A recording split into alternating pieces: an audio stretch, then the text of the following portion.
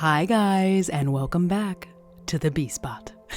Now I know I've been quiet, but I like to wait at least 5 to 7 business days to make a global crisis about me, out of respect for the real celebrities who want to make it about them first.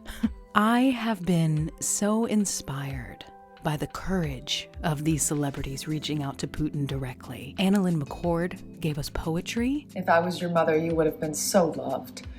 Because when isn't it fair to blame a mother for the actions of her grown-ass son? David Lynch gave us David Lynch. I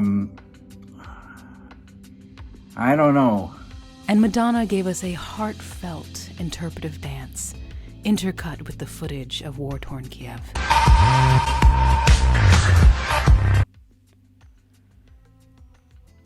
I mean, one of those videos is bound to stop him, right? I think it's realistic to say that a hefty portion of modern American activism selfishly lies in the fear of how others will judge us if we don't say something. This is especially true on social media. It is riddled with half-baked information that we can easily devour, like colorful maps or a biting meme that doesn't challenge me to grow emotionally or intellectually. No, the sassy thing about social media is that it guilt trips you into posting about something that's happening thousands of miles away, while simultaneously encouraging you to ignore the literal deterioration of your immediate community. Post globally, ignore locally. Am I right? Americans are very caring people.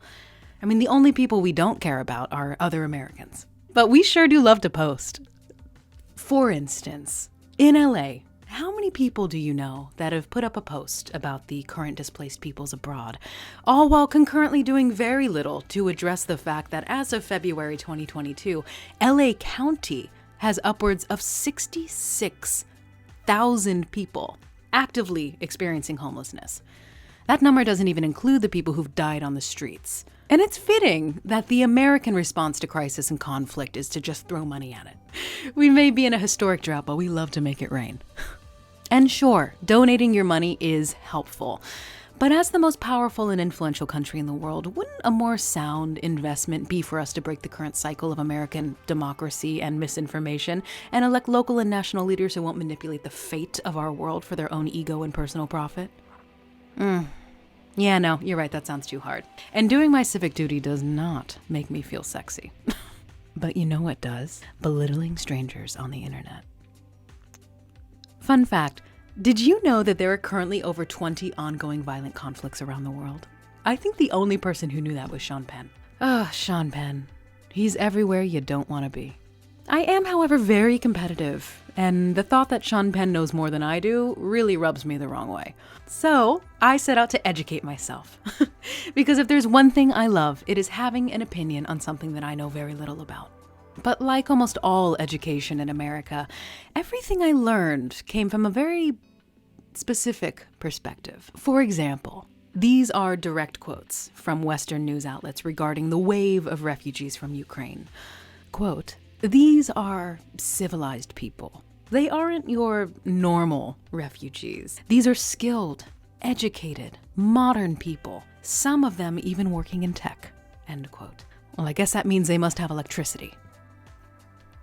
It feels like they're trying to say something without saying something, and I just wish I knew what it was. There just has to be someone out there who can white about it in a clearer way.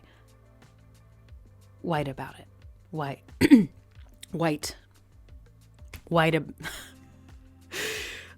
Sorry. Right about it.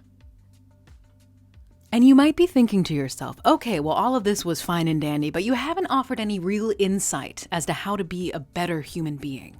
And you're right. I haven't. I'm just an actress. What do you expect from me? But let me leave you with these words that I once imagined Charlize Theron saying if she was cast as Jane Goodall in the biopic of her life. You cannot not be depressed if you look around at the problems of the world. Act locally first. See that you can make a difference. And when you see that you make a difference, you want to do more. And you inspire others to join you.